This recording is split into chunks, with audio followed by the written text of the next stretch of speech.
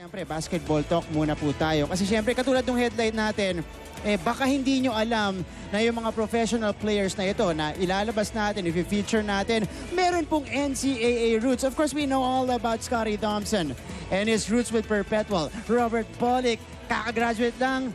Justin Arana, nandyan din si Geo Ambokot. Alam natin ang pinanggalingan talaga nila NCAA. Pero yung mga veterano na, ayaw sabihin matanda, baka magalit sila eh. Okay, pero yung mga veterano na talaga ng mga professional players and well-accomplished in the professional ranks, meron din po yung roots sa NCAA. And here, to help me discuss that with you guys, andito syempre, ang magko-cover po ng second game. Working hard today, Mr.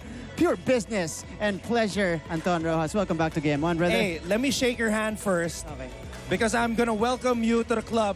The Pipset Club. Pipset Club. Okay? Woo! I mean, good job, brother. Good I'm job. glad to be here, bro. I'm glad to be here. Okay. Hey, it was a good game, though. It was a peculiar Beda-Letran matchup.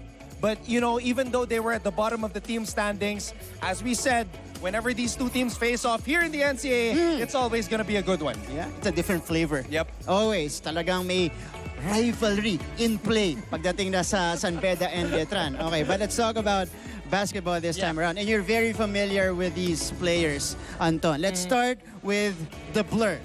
At one point, he was one of the best point guards. The best point guard in Asia. In Asia. There you go. Jason Castro.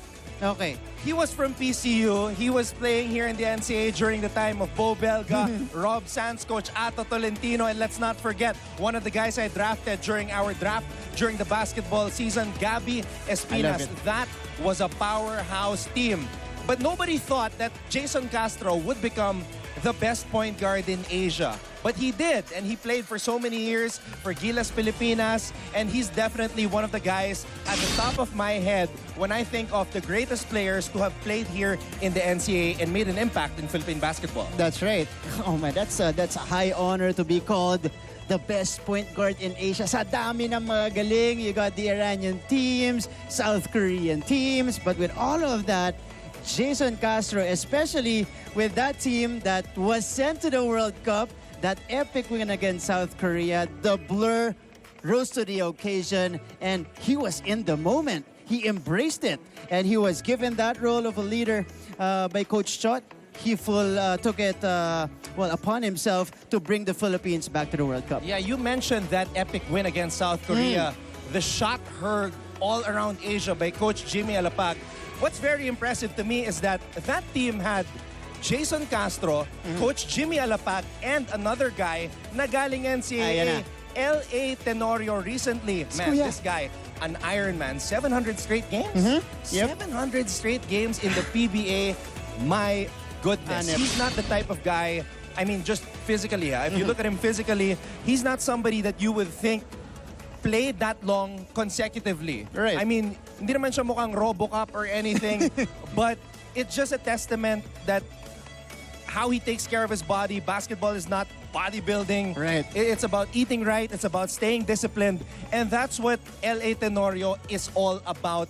The standard for all point guards. I mean, Robert Pollock, wasn't L.A. there when he scored 50? Right. He said he was inspired when he saw Kuya L.A. play. So L.A. Tenorio, to me, the standard for all future point guards here in Philippine basketball. And it's not like, okay, he plays a full season, 3 conferences for his team, tapos naglalaro pa siya sa national team.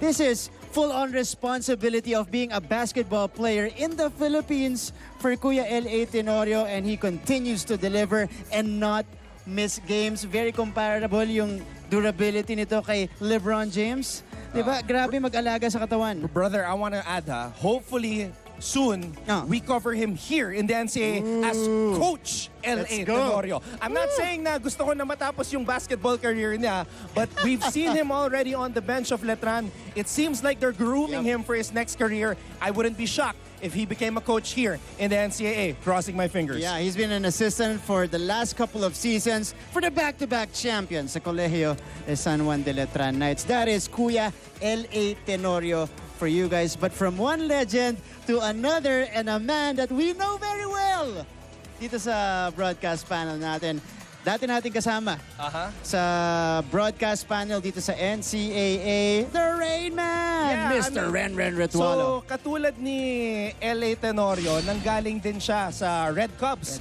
basketball program. Of course, with the late, great Coach Ato Badolato, rest in peace. Definitely a guy that the whole basketball community respects, and all the players that he nurtured throughout his career. Ren Retualo, I remember I interviewed him. Sinabi niya sa akin, I was a dunker.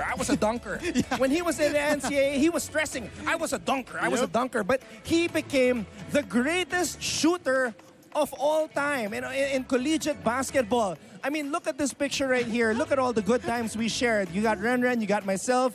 I don't know who that guy in the middle is. Who's that? I have no that's idea. an NCAA champ. And that tie is a little bit short. I mean, it should be touching the belt. Look at my tie. And of course, you got Mikey and you got Kuya Andre.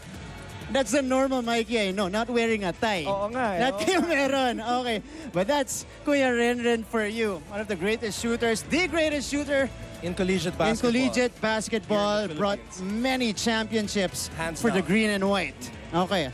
And lastly here, we've got Mr. Paul Lee, who was part of a very formidable lineup in high school nung naglalaro siya sa San Sebastian. When you were covering game number 1 of the finals, I was sitting close to a teammate of Paul Lee's when they were playing in San Sebastian, si Eric Salamat. Grabe, ang lakas ng team nila. But when you think about San Sebastian, you think about Ryan Buenafe, you think about Yutian Andrada, Bringas, Almon Vosotros. Grabe, sobrang lakas. Yes, Rafi Reyes. Yeah, right? Rafi Reyes also was there. So Paul Lee, to me, one of the craftiest and most intelligent guards that we have in Philippine basketball right now. He's like the Allen Iverson to me, because he's also a trendsetter, itong si Paul Lee. And if I remember correctly, Anton, dahil nga ang lalaki ng mga pangalan na kasama niya dun sa San Sebastian team, he was just a complimentary piece to the entire championship puzzle